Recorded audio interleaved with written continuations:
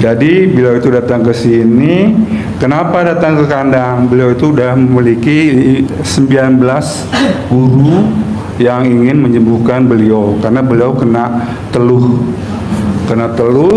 Kepalanya itu setiap hari itu kalau malam itu seperti digetok-getok sama palu dan tidak bisa bawa kendaraan, bawa motor, cuma berbaring doang kesakitan. Sholat aja kalau sujud sakitnya bukan main. Terus tidak bisa baca Al-Quran juga. Beliau berobat kemana-mana dari, maaf ya, di daerah kita juga banyak, sampai mobil habis 3 dijual, rumah dijual, karena pengobatannya itu nggak gratis untuk penyakit apa? Teluh. Itu benar-benar kena teluh. Welcome to my channel, Zafatom Uday.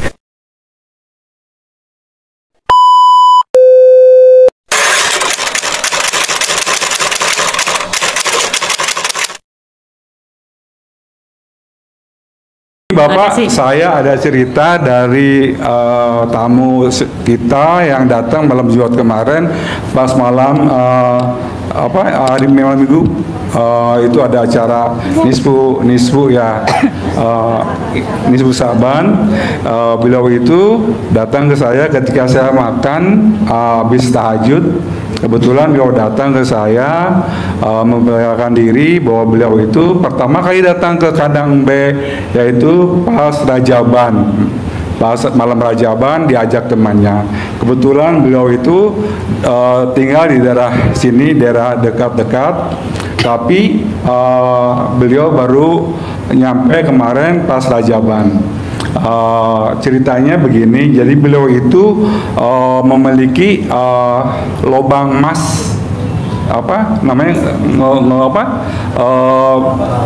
itu maaf ya agak liar kayaknya sih, di gunung sana di Pongkor. Jadi beliau itu tambang emas ya, jadi beliau nyebutnya ngelobang. Beliau itu terus terang sukses di emasnya dan memiliki toko emas, rumah, mobil 3, juga ruko. Jadi beliau itu datang ke sini. Kenapa datang ke kandang? Beliau itu sudah memiliki 19 guru yang ingin menyembuhkan beliau karena beliau kena teluh. Kepalanya itu setiap hari itu kalau malam itu seperti digetok-getok sama palu dan tidak bisa bawa kendaraan, bawa motor, cuma berbaring doang kesakitan. Sholat aja kalau sujud sakitnya bukan main. Terus tidak bisa baca Al-Quran juga.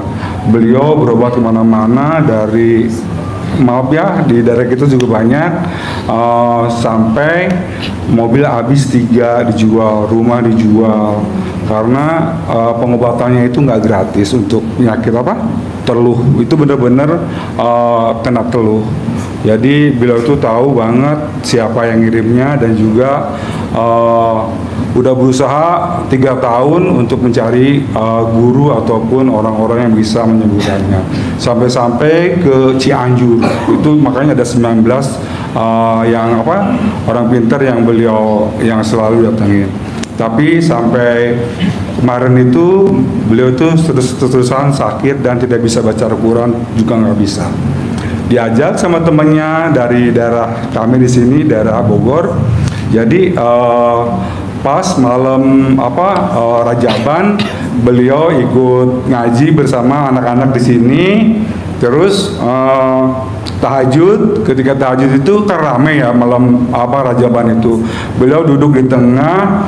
Terus kata Ustadz Solihin, bapak-bapak karena berhubung pesertanya banyak, tamunya banyak, jadi memakai hijab global.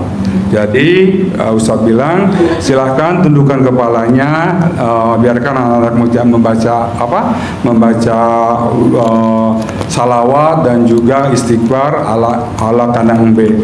Jadi tundukkan kepalanya dan ijabkan dalam hati atau ucapan dalam pelan-pelan bahwa hajatnya apa. Beliau langsung menundukkan kepala, langsung bilang coba, ya Allah, sembuhkan saya dari petunjuk ini ya Allah.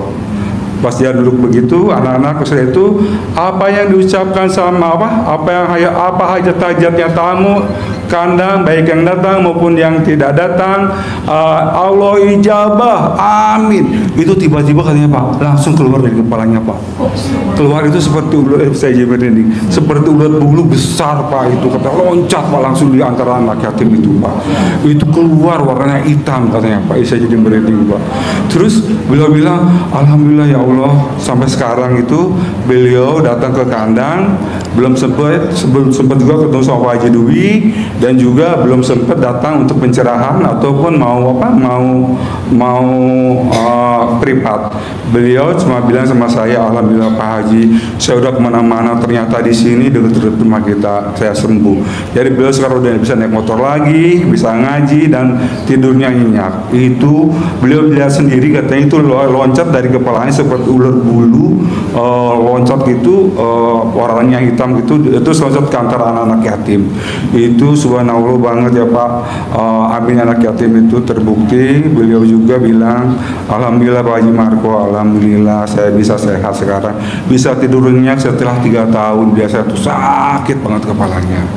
Jadi usahakan pas kita ijab itu, anak-anak ijab pas ijab global, jangan mikirnya yang aneh-aneh, mikirnya fokus. Kata Pak Haji kan, satu sedekah, satu hajat, satu ijab.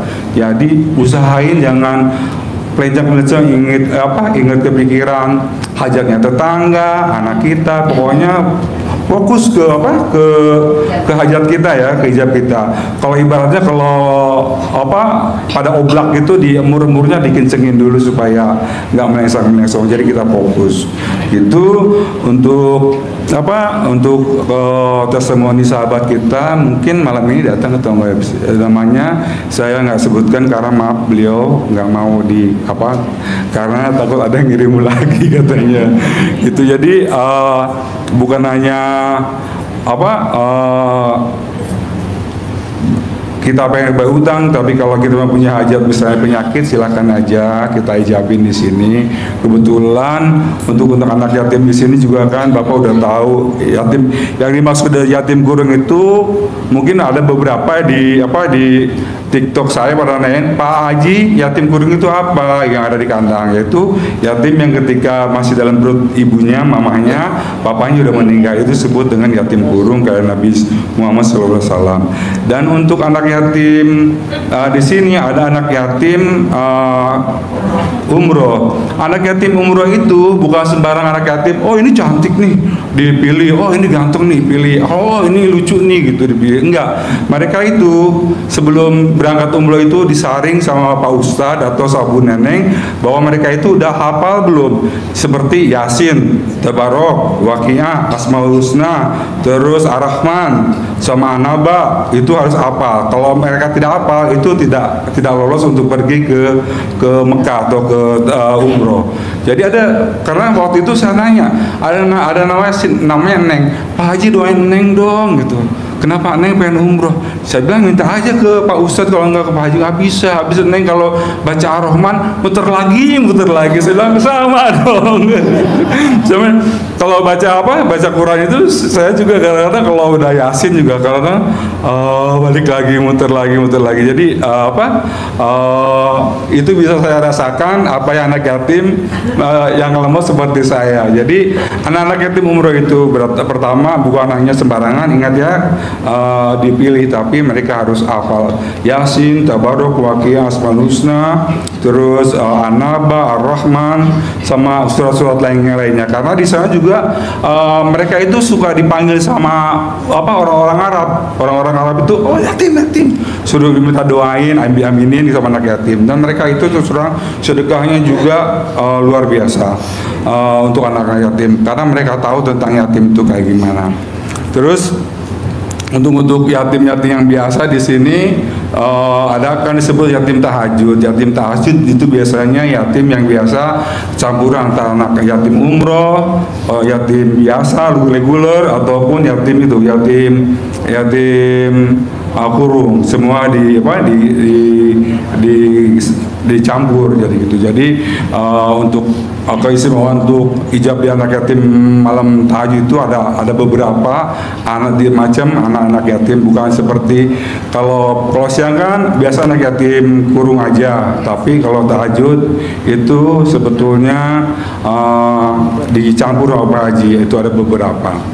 Itu mungkin ada ibu-ibu, bapak-bapak yang menanyakan kepada saya tentang pengalaman saya atau apa, silahkan. Jangan lupa like, comment, dan subscribe. Ayah Bapak Ibu.